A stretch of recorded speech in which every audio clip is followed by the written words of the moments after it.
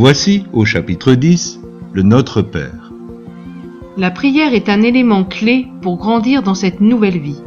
Cependant, nous rencontrons souvent des difficultés à prier parce que nous ne savons pas trop comment nous y prendre. Jésus nous a laissé un exemple de prière que nous allons parcourir maintenant.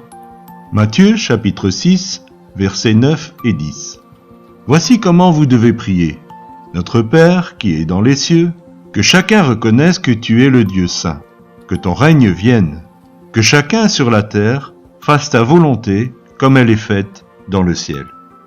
À la question des disciples « Enseigne-nous à prier », Jésus a donné cet exemple de prière que nous nommons le Notre Père.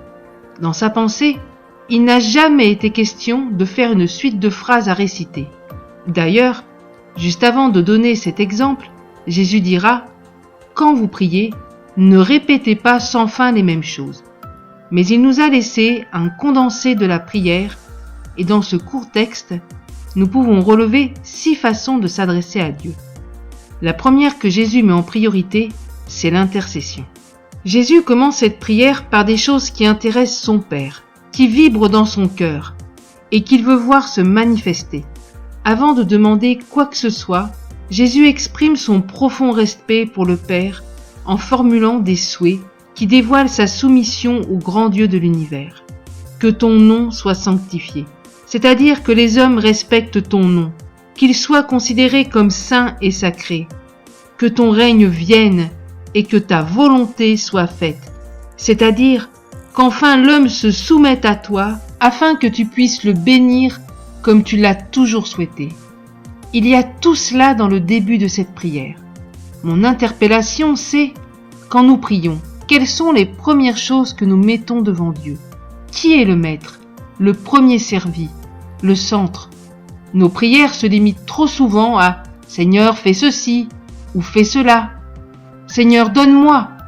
Le Père mérite beaucoup plus d'égards de notre part et nous devons nous approcher de lui non comme un mendiant, ni comme un enfant gâté, mais comme un fils ou une fille rempli d'amour et de respect pour lui. Une fois la relation nouée, nous pouvons apporter nos demandes. Donne-nous aujourd'hui le pain nécessaire. Après cette belle introduction, Jésus aborde la deuxième façon de prier, la supplication. Elle touche tous nos besoins personnels. À travers l'image du pain se trouve tout ce qui peut nous inquiéter. Le loyer, une facture, la nourriture ou un problème financier, mais aussi tout ce que notre être psychique a besoin, comme l'amour, la paix, la sécurité. Paul nous dit « Faites connaître vos besoins à Dieu avec des actions de grâce ». Même si notre Père Céleste sait ce dont nous avons besoin, il approuve quand notre foi s'exprime par des mots. Ces demandes ne sont pas formulées dans la mendicité, mais dans un état d'esprit de vainqueur, dans la reconnaissance et la confiance, comme le disait David dans le psaume 23. « L'Éternel est mon berger, je ne manquerai de rien. » Tu as peut-être l'impression de souffrir d'un manque qui vient contredire cette vérité. Il peut y avoir plusieurs raisons à cela. Peut-être que tu n'as pas encore formulé ton besoin devant Dieu. Tu attends la providence, mais le Seigneur dit « Viens à moi et demande ». Ce qui arrive souvent aussi, c'est que l'on ne veut pas lâcher les rênes de nos vies. On demande au Père, mais on ne fait pas confiance. On demande à Dieu d'intervenir, mais on rue dans les brancards. On téléphone, on invective, on établit des plans. Le Seigneur ne fonctionne pas comme cela.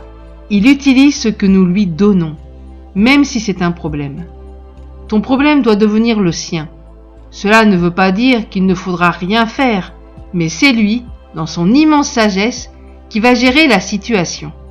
Enfin, ce qui arrive souvent, malheureusement, Dieu nous a donné, mais nous perdons systématiquement sa bénédiction à cause de nos traits de caractère que nous ne voulons pas changer. Le pain représente aussi la parole de Dieu. Seigneur, donne-nous aujourd'hui une portion de ta parole qui va nourrir notre être spirituel. Pardonne-nous nos offenses, comme nous aussi nous pardonnons à ceux qui nous ont offensés.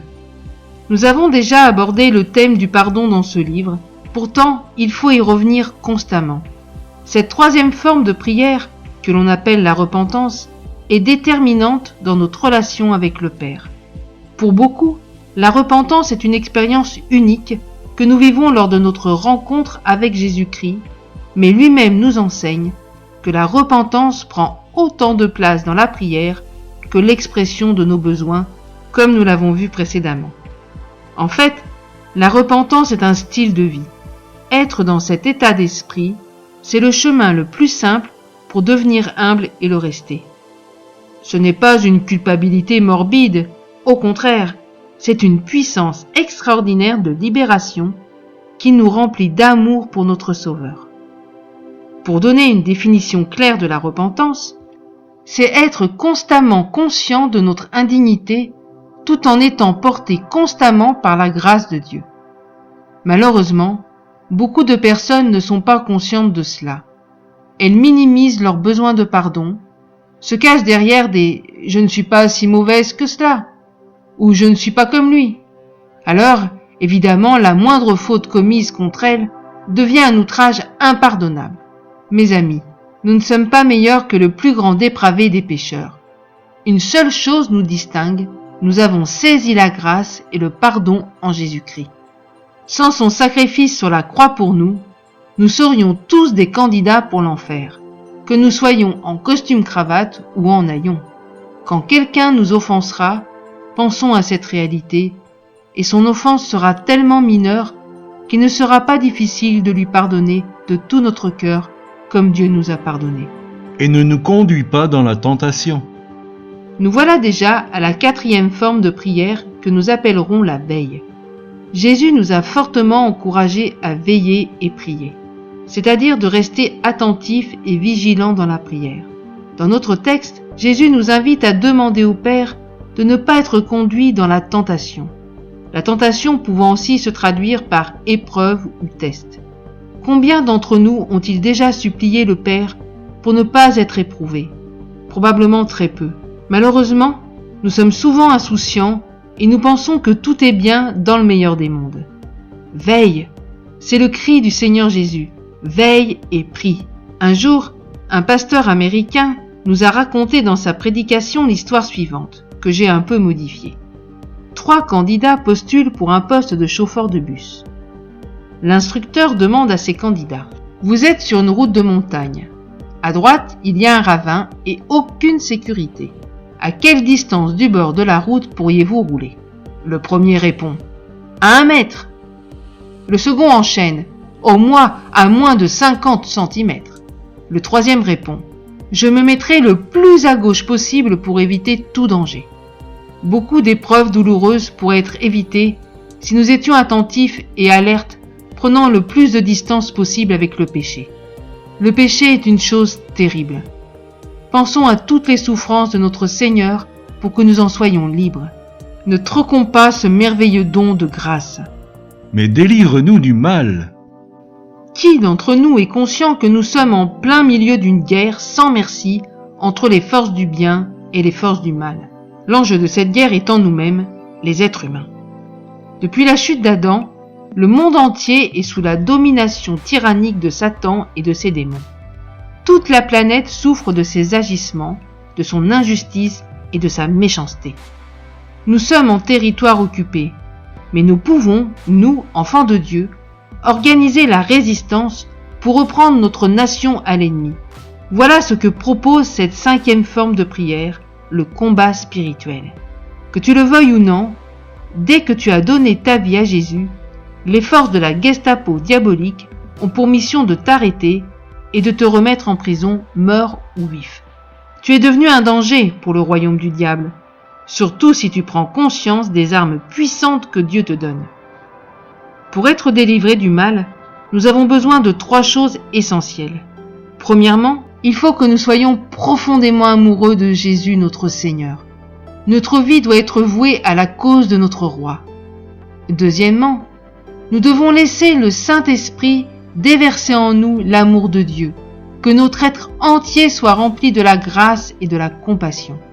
Cela produira en nous aussi le caractère de Dieu sous la forme du fruit de l'Esprit qui est l'amour, la paix, la joie. Enfin, troisièmement, nous avons besoin de nous unir autour de la bannière de la croix, et seulement celle-là. Car c'est à toi qu'appartiennent, dans tous les siècles, le règne, la puissance et la gloire. Amen. Voici la fin de notre prière qui se termine par la louange. Quelle richesse dans cet enseignement de Jésus! La louange est une force extraordinaire. Elle vient enraciner notre prière dans le domaine de la foi. Cette déclaration de fin est en fait le fondement de la prière. Puisque tu possèdes la puissance et la gloire pour toujours, et que je le crois, je te demande mon pain quotidien, ton pardon, ta protection et ta victoire. Pour être un homme ou une femme de prière qui fait bouger le ciel, je dois être appuyé sur ce fondement, avoir expérimenté ce que ma bouche donne comme louange. Si je suis convaincu que le règne appartient à Dieu, parce que je l'ai vécu, parce que j'ai expérimenté que Dieu n'est jamais pris au dépourvu et qu'il est le maître de toutes les situations, alors je n'ai pas de mal pour avoir la foi que mes demandes vont être entendues et exaucées. Et la foi fait bouger le bras de Dieu. Pour avoir la foi, il faut connaître Dieu, pas d'une manière théorique, mais pratique. Comme le disait Job, « J'avais entendu parler de toi, mais maintenant, je t'ai vu de mes yeux. » Connaître le Seigneur ne peut que nous conduire dans la louange. Il est tellement merveilleux. Le Seigneur se réjouit de voir cette foi en action, et il ne peut que répondre à la prière parce qu'il ne reniera jamais qui il est, ni sa parole.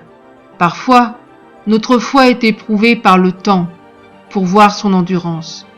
Mais après, elle ressort encore plus forte et ancrée dans l'expérience et notre prière devient encore plus puissante. Aujourd'hui, fais une expérience. Prends la parole de Dieu comme une réalité. Loue le Seigneur de tout ton cœur pour qui il est et ensuite apporte ta prière avec confiance. Dieu va agir. Il va te répondre. Peut-être pas comme tu le penses, mais il va intervenir. La prière est une clé indissociable de la lecture de la Bible. Parole de Dieu. Et c'est ce que nous allons voir maintenant. Notre Père, qui es aux cieux, que ton nom soit sanctifié, que ton règne vienne, que ta volonté soit faite sur la terre comme au ciel,